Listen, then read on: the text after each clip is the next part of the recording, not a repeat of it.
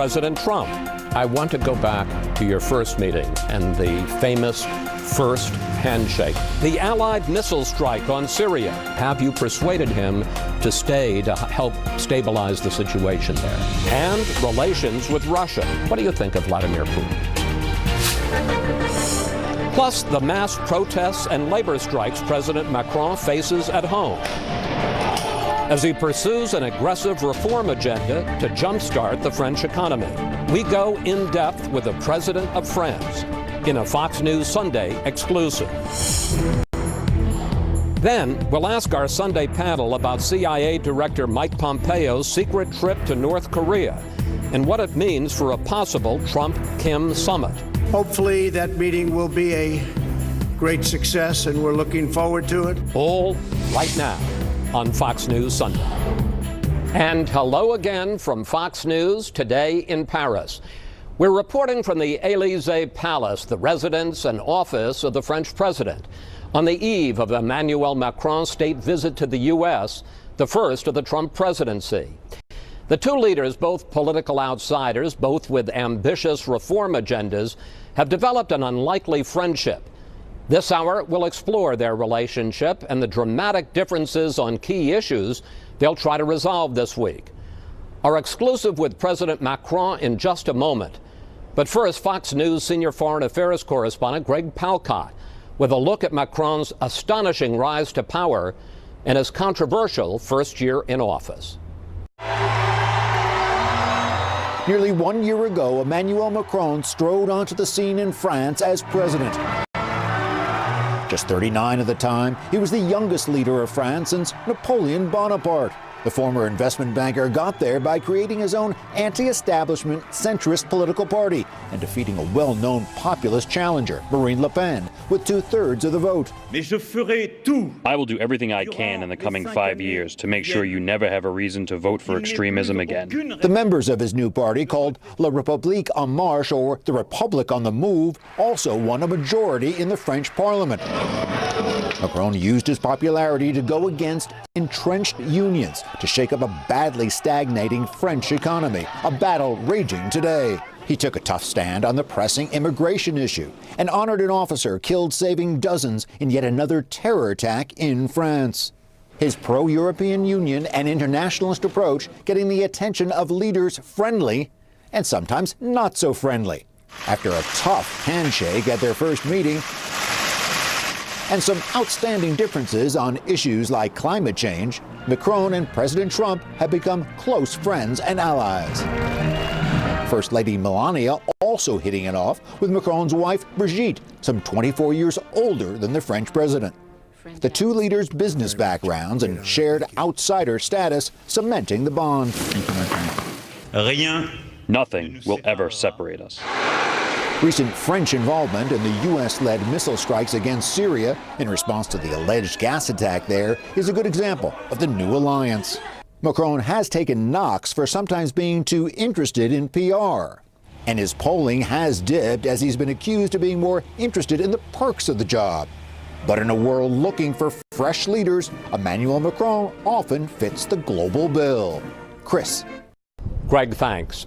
Our interview with President Macron came just 1 week after the U.S., France, and Britain launched a coordinated strike on the Assad regime in Syria.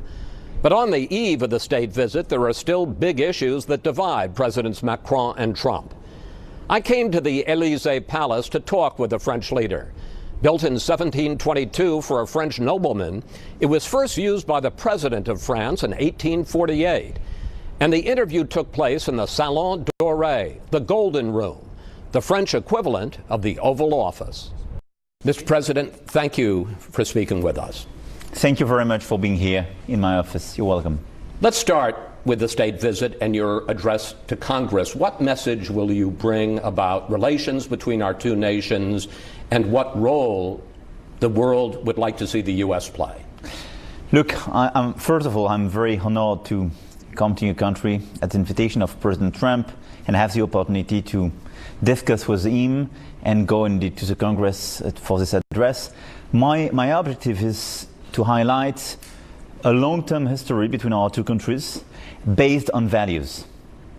we are very much attached to the same values, and especially liberty and peace.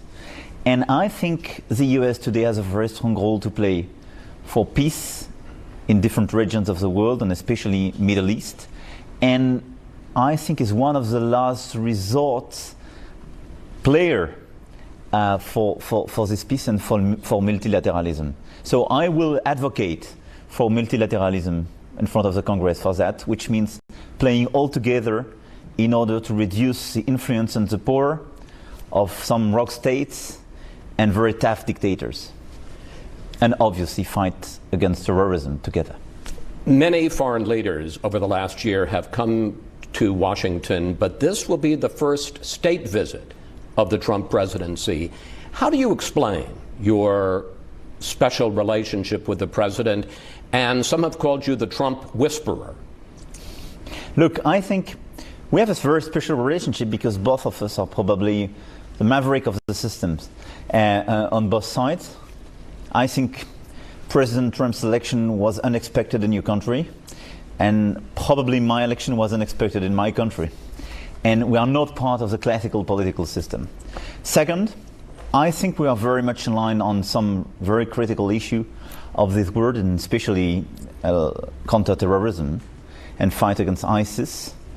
Third, I think we have a very strong personal relation based on the different meetings we had, and especially the visits that your president gave to my country for Bastille Day in 2017. I want to go back to your first meeting and the famous first handshake between the two of you at the NATO summit in May of last year. It lasted 6 agonizing seconds, and you said afterwards it was not an innocent moment, that it was a moment of truth. How important do you think it was to establish that you were not going to be pushed around? Look, I think it was a very direct and yes, a very direct and lucid moment. When I say it's not innocent, it's to say we were sitting together and we had this shake hand, and it was to say now we will work together. But you also made it clear that you weren't going to let him... Normally it's the specialists, basically, to take you with. So I was very, I mean, seeing Prime Minister Abe and some of the different victims, I resisted. But in fact, I mean, it was a very natural moment, I have to say, and a very friendly moment. Don't worry. As you know, the special counsel is investigating President Trump.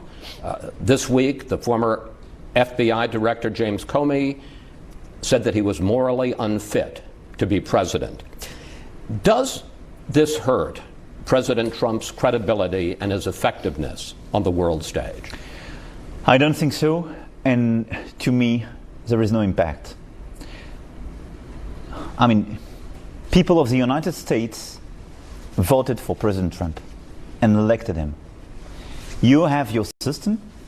You are a free country with a rule of law, which is, I mean, very great. I have the same in my country. This is an actual democracy with judges, with media, and with all the controversies. But here in this office, I'm not the one to judge and in a certain way to explain your people what should be your president, or to consider that because of these controversies or because of these investigations, your president is less credible for me, for my people, and for the rest of the world. I mean, I'm here to deal with the President of the United States, and the people of the United States elected Donald Trump. Do you ever wonder whether he will serve his full term? I never wonder that. I mean, I work with him because I work with him because both of us are very much at the service of our countries on both sides. And for me, that's why, even when we have some disagreements on climate and on some issues, I think the most important thing is to, just to remind that we are at the service of our people. That's our legitimacy. And this service is to work for this very long-term history for freedom, for defense of our values. And that's, Lafayette came when you decided to to be a free country. He came from France. He helped the United States to exist. During the First World War, during the Second World War, when we were attacked, when our liberty was attacked, thousands of young people came here and died here for my country. That's it. That's the story of our relationship. And President Trump and myself are, whatever happens, in the line of this history. That's why my gift to your president will be an oak taken in a very symbolic place, especially for your Marines in north of France, that together, I mean, we will put in his garden, because that's for me a great symbol of this long-term relationships. You talk about the United States as a country of last resort. Your relationship with President Trump was a bit strained this week after the attack on Syria. Mr. Trump has made it clear that he wants to pull out. We'll be coming out of Syria like very soon. Let the other people take care of it now. After the missile strike, you said, we convinced him it was necessary to stay for the long term. The White House pushed back. He wants U.S. forces to come home as quickly as possible. So, Mr. President, which is it? Is President Trump going to pull out of Syria as soon as ISIS is defeated, or have you persuaded him to stay to help stabilize the situation there? It's not automatically U.S. forces, but that's U.S. diplomacy, and that's your president. We will have to build the new Syria afterwards, and that's why I think the U.S. role is very important to play. Why? I will be very blunt. The day we will have finished this war against ISIS, if we leave, definitely and totally, even from a political point of view, we will leave the floor to the Iranian regime, Bashar al-Assad and these guys, and they will prepare the new war. They will fuel the new terrorists. So my point is to say, even after the end of the war against ISIS, the US, France, our allies, all the countries of the region, even Russia and Turkey, will have a very important role to play in order to create this new Syria and ensure Syrian people to decide for the future. Let's do what we call a lightning round. Quick questions, quick answers. When the president announced new tariffs on aluminum and steel for the European Union, you said that we will not negotiate with a gun pointed at our head. Yeah. There is now a May 1st deadline. Who is going to blink? The President Trump or you?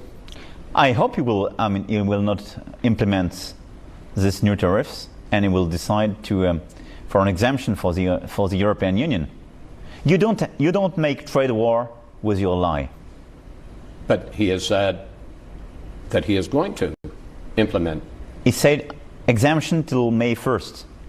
Let's see what he will decide on May 1st. I just say, where are your priorities? You cannot make a trade war with your lie. I'm an easy guy. I'm very simple. I'm straightforward. It's too complicated. If you make war against everybody, you make trade war against China, trade war against Europe, war in Syria, war against Iran. Come on, it doesn't work. You need a lie. We are the ally. Iran. The president has a May 12th deadline for deciding whether or not to continue to lift the sanctions on Tehran. Would it be a mistake for the president to pull out of the Iran nuclear deal? Is this agreement perfect, and this JCPOA a perfect thing for our relationship with Iran? No. But for nuclear, what do you have as a better option? I don't see it. What is the what-if scenario? Or your plan B? I don't have any plan B for nuclear against Iran. So that's a question we will discuss. But that's why I just want to say, on nuclear, let's preserve this framework, because it's better than a sort of North Korean type of situation. Second, I'm not satisfied with the situation with Iran. I want to fight against ballistic missiles. I want to contain their influence in the region. So my point is to say, don't leave now the JCPOA as long as you have not a better option for nuclear, and let's complete it with ballistic missile and a regional containment. President Trump appears close to holding a summit meeting with North Korea's Kim Jong-un. Do you think that his threats, fire and fury, his insults, little rocket man, however unconventional they may be, brought Kim to the table? Look, I don't know. I'm not an expert about, I would say, the rationality of North Korean president. And I think we always have to be very careful about this kind of declarations. But I think the pressure he put in this region, plus the Chinese role in this region, because President Trump worked very closely with President Xi, was useful. But now we will have to deliver. During President Putin's visit here to France, you called him out on Russian interference in your election. What do you think of Vladimir Putin? I think he's a very strong man. He's a strong president. He wants a great Russia. People are proud with his policy. He is extremely tough with minorities and his opponents, with an idea of democracy which is not mine. But I have a permanent discussion with him, even if we are disaligned on a lot of things. He is strong and smart, but don't be naive. He is obsessed by interferences in our democracies. That's why I do believe that we should never be weak with President Putin. When you are weak, he uses it, and it's fine. That's a game. But he made a lot of fake news. He has a very strong propaganda, and he intervenes everywhere around Europe and the US to fragilize our democracies because he thinks it's good for this country. I respect him. I know him. I'm lucid. I want to work with him, knowing everything about that. Coming up, much more of our exclusive interview with President Macron. We'll discuss his reform agenda for France, which has sent thousands of protesters into the streets, as Fox News Sunday reports from the Élysée Palace in Paris. We had long to... A welcoming ceremony for the President of Senegal at the Élysée Palace, home to the leaders of France since the 19th century. And we're back now with more of our exclusive interview with French President Macron ahead of his state visit to Washington this week. President Trump likes to call himself a disruptor, determined to transform the American economy. But when it comes to shaking things up, he has nothing on his French counterpart. Let's talk about your political movement, En Marche, on the Move. How would you describe your reform agenda to Americans? So my reform agenda is to modernize the country. We fixed labor law. We fixed corporate taxes. We are modernizing the different sectors, railway and so on. And we will pursue this modernization agenda till the end. And at the same time, we will launch with Germany a very strong approach in order to modernize as well the EU, the European Union and Eurozone agenda. That's my top priority, because I want this country to be both much stronger and totally adapted to the new challenges like digital and green economy. When you came into office, the unemployment rate was 9.5%. It's now 8.9%. Growth is at 2%, which is the fastest rate in 10 years. But your critics say you are the president of the rich. How do you plead? When you have 10% unemployment, are the rich the victim? I'm not so sure.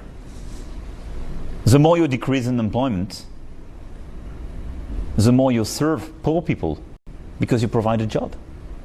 So my policy is focused on job creation, helping business people and entrepreneurs in order to accelerate the job creation. My agenda is an emancipation agenda, I would say.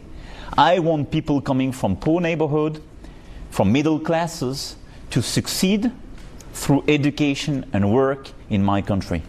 When you have a country with a lot of public expenditure, with a high unemployment, your victims are poor people and people coming from poor neighborhoods. One of your main targets has been the national railway system. jobs for life, guaranteed benefits for life. Train engineers can retire at 52. But in your reform, you don't want to end that for the people who currently have it, only for future workers. I must tell you, and you probably wouldn't hear this much in France, there are some American conservatives who say, why not go further? Look, I'm not running the US. They should leave me the floor to run France. Because I know the situation, I know what is fair and unfair and what can be delivered and cannot be delivered. Why? Because I think the system is fine if for the current workers we preserve, the situation. But given the fact that we will have to take a lot of new workers, we want to clarify the situation and hire them as a normal company. You can always say you should do more when you are not the one in charge of it. I'm in charge, believe me, I take some commitments, I deliver. But I deliver to take fair and efficient decisions, not to take unfair or inefficient decisions. You talk about fairness. Let's talk about your tax reforms. You have dramatically cut the stiff tax on wealth, but you are taxing retirees more heavily. How is that fair? Look, first, indeed, I cut a wealth tax, which was a strong handicap for the French economy. Why? Because when people succeeded with their company and so on, especially entrepreneurs, they had to leave the country if they wanted to escape. So we lost a lot of opportunities. When they reinvest in the economy, when they create jobs, when they decide to reinvest in different listed or non-listed corporates, I don't want them to pay a wealth tax because they are good for the economy. So I think this reform is both efficient and fair. As for the retired people, I ask them a small effort. But why is it fair? Because in France, workers pay for retirement for retired people. That's a solidarity between generations. If I don't manage to push my country to have better results, more workers and more purchasing power for my workers, I will jeopardize my capacity to pay retirements for retired people. So that's fair. That's a fair deal. And I told my retired people, first, thank you. I told you during the campaign I will do it. It's not a surprise. I don't betray you. And third, in a certain way, it is fair. Because when you look at the average in the society, retired people are slightly richer than middle class working people. And when you look at the situation between the different categories, 30 to 40 years ago, people get retired at the same age as today, but living 15, 20 years less than today. So the situation totally changed. I ask these efforts. I know it's difficult. You have always protest when you change something in the country, but I do endorse these efforts because I think it's fair and it's, once again, fair in general between the different generations and efficient in order to increase my results. One result of all this is that you have had major protests. You have had these 2-day-a-week strikes. One demonstration, 200,000 people took to the street. Any chance that you will back down? No chance. The classical way to proceed in France was to say, we have an issue. We will put new public money in order to solve this issue, which is not the right way to fix the situation. What I told a French citizen before election is that I want to address the deep roots of our problems. It will take time sometimes. We will have to take bold decisions, but we have to fix the situation in depth. So we will deliver. And I have no other choice, because if I stop here, because some protests, and they are legitimate, but they are a minority part of the country. If I stop, how do you think I will be able to modernize the country and make this U-turn? It's finished. So I will deliver, because that's my duty and that's my commitment. But your poll numbers are down. You were elected with 66% of the vote. In the latest poll, 58% disapprove of you, only 40% approve. You know, polls are not the one to tell where you have to go when you are elected. If you follow the polls, you never reform. You never fix a situation. You never transform. Because you're always obsessed by following where people want to go. I was elected on a very clear basis and a very clear mandate. I will deliver the mandate. And I will look at the polls in due time, not now. You talk about what it takes to be a leader. You embrace symbols on your election victory night.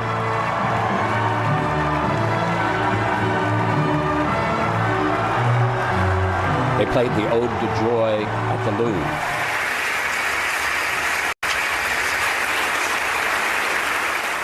The first time you addressed the French Parliament, it was at Versailles. And you have even said that France, to some degree, is still a monarchy. Is that how you see your role as a leader? I don't want to be a monarch. I'm president of the French Republic. I'm elected and I'm under the control of my people, which is very important to me because this is the only way to have a strong stimulus to work and to do your best. I mean, it puts a lot of responsibility on your own. So each day you have to think about that and this sort of symbolical burden you have because of this history and because of this place of the country. I do endorse it. Some in the French press compare you to Napoleon. Some have compared you to Louis XIV, your predecessor in this office, and your former political patron Francois Hollande has warned you to remember that the French also cut off the head of the king. Do you ever feel you need to guard against being arrogant? Definitely. But having authority, deciding, being aware of all the consequences of your decision, and thinking that you have to stick to your decision to deliver when it's good for the country is not the same as being authoritarian or arrogant. So I try to preserve myself. I mean, all of us have a lot of defaults and weaknesses. But I think the situation of my country is the best remedy of being arrogant. You are not allowed to do so. I'm here to serve my people and my country and make it great again, as somebody I know very well could say. But that's it. That's the whole story. And making great again means delivering good results, having more unity for the country, and being fair with the people. So all this criticism you mentioned are just here to say, now somebody decides and endorses. You have a parliamentary control, you have election, you have a democratic system. We are one of the greatest democracies in this world. But here, in this current situation, because of all the challenges in France, in Europe, in our world, I have to take these responsibilities. And I have to decide to endorse and to remain every day both lucid and committed. And I am. Mr. President, thank you. Thanks to you for talking to us, and safe travels to Washington. Thanks very much.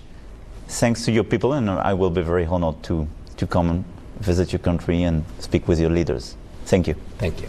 President Macron arrives in Washington tomorrow for his state visit, and he'll also make a rare address by a foreign leader to Congress. Up next, we're back in Washington with our Sunday group to discuss what to expect from the Macron visit and the week's other major developments. And later, a more personal look at the French president as he tells us what he likes most and least about his job.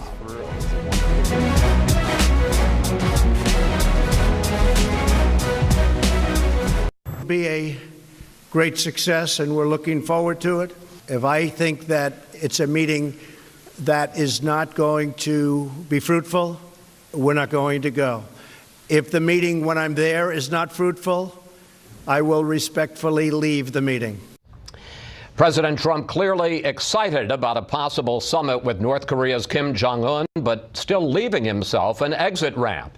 And we're back in Washington now with our Sunday group. Former Speaker of the House Newt Gingrich, columnist for The Hill Juan Williams, former Democratic Congresswoman Jane Harman, director of the Woodrow Wilson Center, and former NSC spokesman Michael Anton, now with Hillsdale College. We'll talk about President Macron's visit in the next segment, but first we want to tackle the other big news this week. Michael, let's start with Kim's surprise announcement on Saturday morning that he intends to freeze his missile program, his nuclear weapons program, but no talk about giving them up. So the question is, how significant a development is this? Well, he had already said that he would freeze the programs. The new news was he's going to close a certain site, which would be great if he followed through. This is one of the things that will have to be worked out as the administration talks to him, get inspectors in there, ensure that that's genuine and permanent.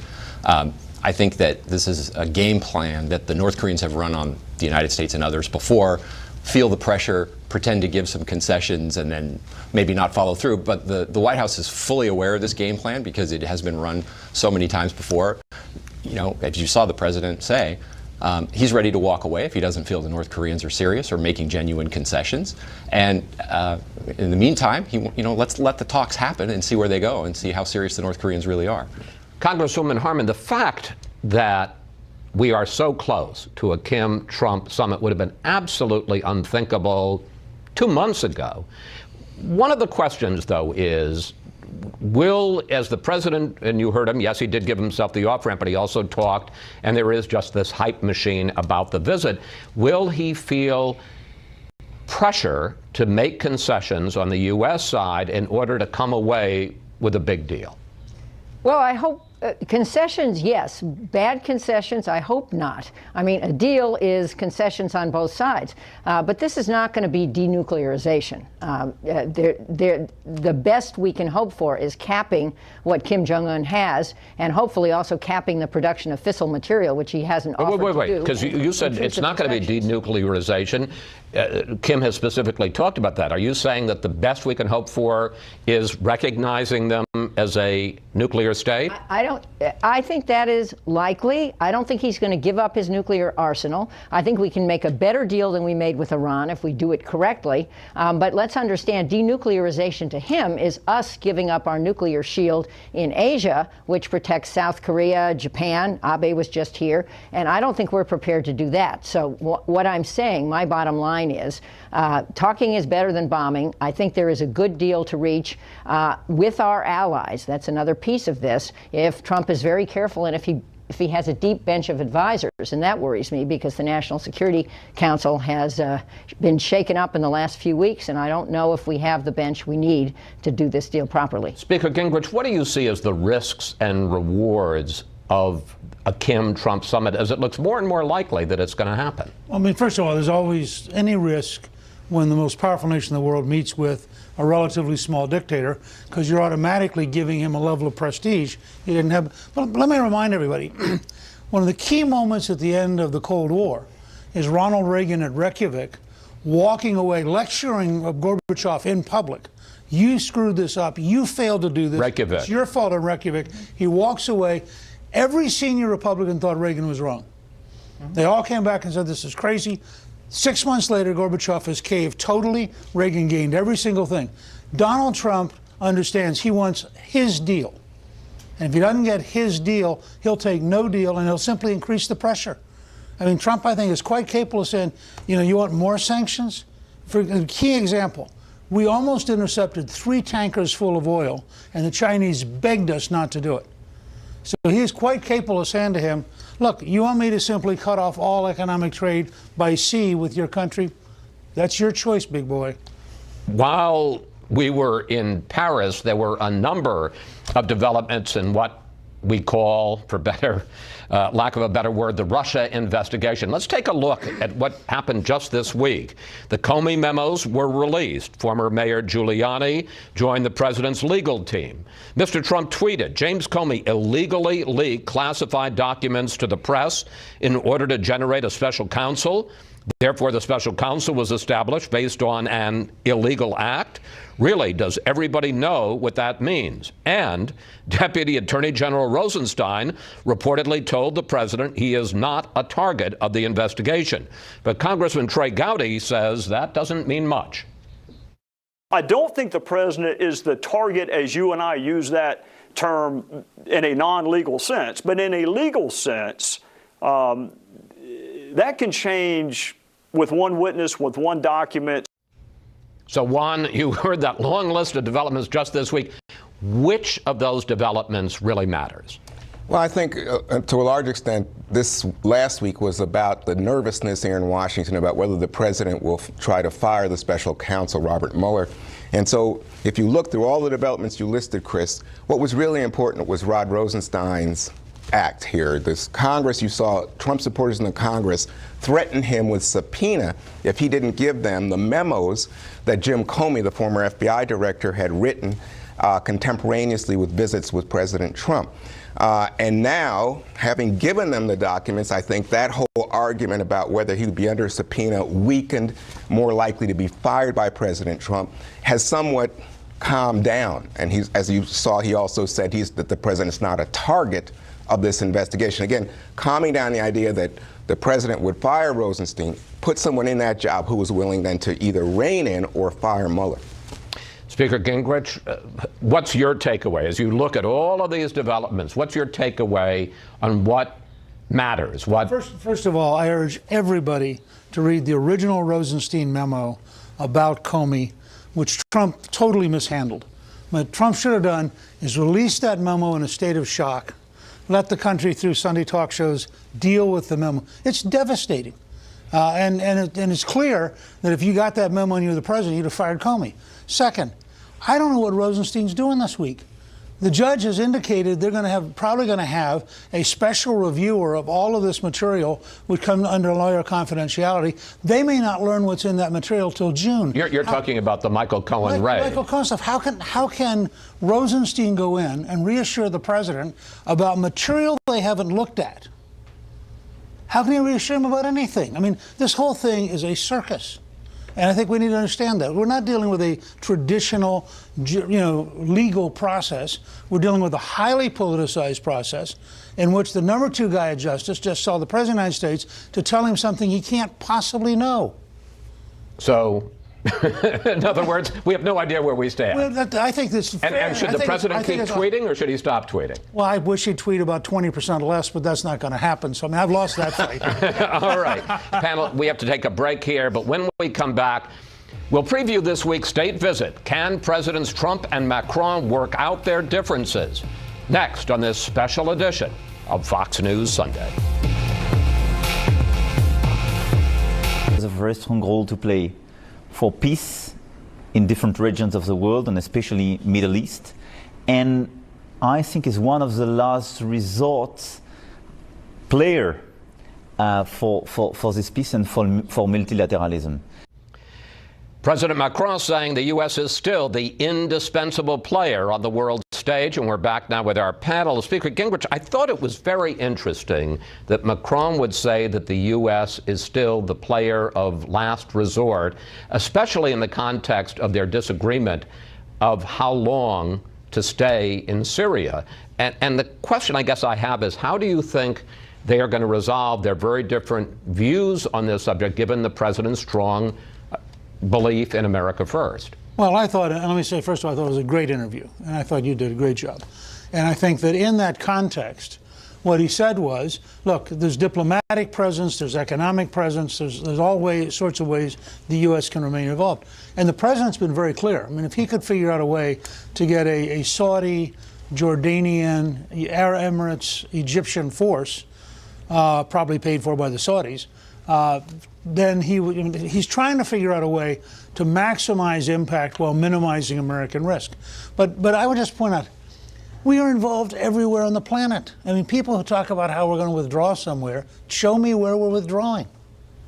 Well, let's talk about one area, and because we see the split between Macron and Trump again over whether to stay in the Iran nuclear deal, Michael, and President Trump has a deadline of May 12th to decide whether to renew the sanctions, which in effect would kill U.S. involvement in the Iran nuclear deal. President Macron makes it clear he is going to try to press his friend not to do that. Take a look.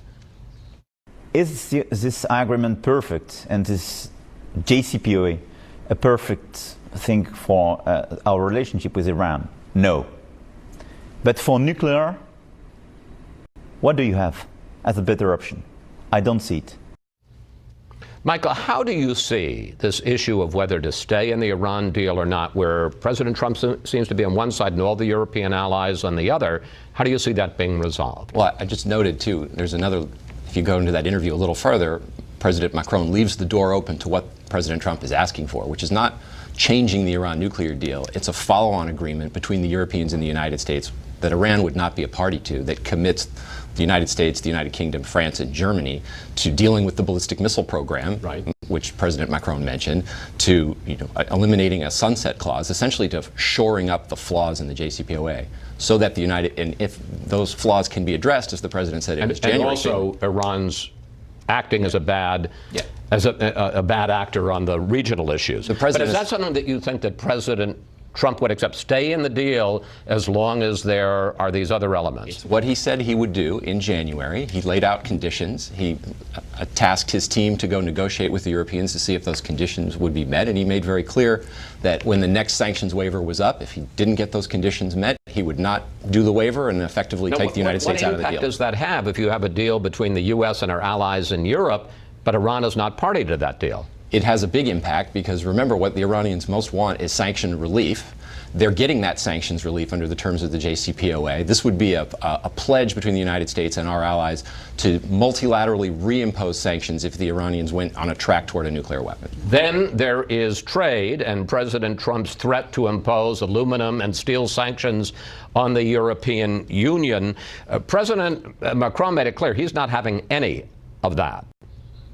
If you make war against everybody, you make trade war against China, trade war against Europe, war in Syria, war against Iran. Come on, it doesn't work. You need a ally. We are the ally. Congresswoman Harman, your thoughts about the differences, despite their friendship, on the issues between these two men on all these issues? Well, first of all, on Iran, Russia and China are also parties to the JCPOA. So we're talking about a side deal, basically, with our friends, which I support. And our Congress would strongly support that. It's a good thing. But if we decertify the Iran deal, I think Trump blows up his chance for progress in North Korea. And I do think there is a chance for progress in North Korea. On this, Macron is right. I mean, why make war on your friends? We need Europe with us, especially as we try to tamp things down and exit, if that's what he's trying to do, from the Middle East. We need a strategy with our allies. And what's missing, Newt, I think, in this world, and Obama didn't have it either, is a foreign policy strategy where we will engage, where we won't engage, what our values and interests are, what they're not. And that has to evolve with a changing world. Juan, I was struck on the domestic side by how determined this President Macron is to enact his reform agenda. And because of the powers of his office, he's got a strong presidency, and he's also got this extraordinary majority that was swept in right after he was elected in the parliament. He is determined to rejuvenate, to shake up what has been a very troubled French economy. Right, but you were also there to see that there are protests, that there are people in the street. And so you have strikes by people who are involved with labor, specifically in the public sector, Chris, people who are upset that his reforms seem directed at labor in terms of giving big employers more leeway in terms of negotiations, what they have to pay in case of layoffs, cutting back on public sector employment in France. He sees himself as taking the French economy into the 21st century, and he's become a leader in Europe in just this way. You've been talking about foreign affairs. He's a leader, obviously, in terms of what comes of the Iran deal. He's a leader in terms of the trade argument. He's a leader even now in terms of the North Korean deal. So in all these ways, but he's got to deal with the fact that people at home who gave him such support as, you know, fighting back the far right now are angry at him. Interesting job, but I will say, when I asked him, any chance of backing down, he went, no chance. I saw that. That was good. Thanks, panel. See you next Sunday. The first thing that President Macron told me before our interview was he wanted to extend his condolences to the Bush family and the American people over the death of Barbara Bush. On Saturday, some 1,500 mourners, including former presidents and their wives, said goodbye to Mrs. Bush in Houston, and her son Jeb delivered the eulogy. Barbara Bush filled our lives with laughter and joy, and in the case of her family, she was our teacher and role model on how to live a life of purpose and meaning. Barbara Bush was 92. Coming up, personal reflections on his first year in office from Emmanuel Macron, as Fox News Sunday coverage of the French president's state visit continues. Not having a good breakfast can make you feel... Another look at Paris and boats on the River Seine. After our interview with President Macron, he walked me out of the Élysée Palace, and I asked him to reflect on his eventful first year in office. So what is the best part of being the president of France? Deciding. You can decide when you are convinced that a decision is fair or is the one you believe in. You are entitled to decide, and you can make it, which I think is great, because I mean, when you are a leader and when you want to transform your country, when you love your country, which is my case, I think there is nothing more strong and great than that. What is the worst part of being the president of France? You're never free. Your time and your life doesn't belong to you. You are always alone when you decide. But you are never free because you have such a level of constraint. So that's probably one of the... Of course, what the main feature. Someone would say is nobody forced you to run for president. That's why I never complain. I love this mission. This is not a job, this is a mission. I love it. I'm very proud of serving my people. I'm very proud of serving my country. I never complain. I will never complain. It's less difficult than being a worker in a plant and so on. That's my chance. Thank you, sir. Thank you. Thank you very much. For more on the state visit to Washington, including where the Trumps are taking the Macrons for dinner tomorrow night, please go to our website, foxnewssunday.com. And that's it for this special edition. Have a great week, and we'll see you next Fox News Sunday.